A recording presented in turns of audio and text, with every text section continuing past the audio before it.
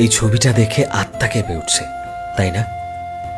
চারদিকে জল ছিল, সব দিকে ভয় ছিল, আর সামনে মৃত্যু।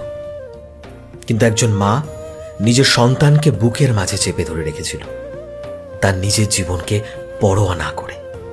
শুধু এটাই ছিল যে তার সন্তান যাতে সুরক্ষিত থাকে। ভেবে দেখো, সে নিজের শেষ সময়টাতেও নিজেকে নয়, বরং নিজের সন্তানকে আঁকড়ে ধরেছিল।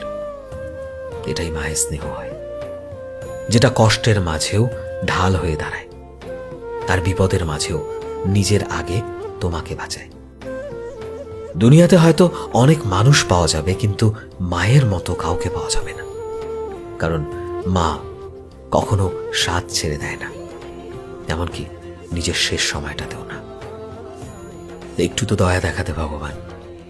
মা এমনই হয়, যারা শেষ নিঃশ্বাস পর্যন্ত সন্তানের জন্য হার মানে না।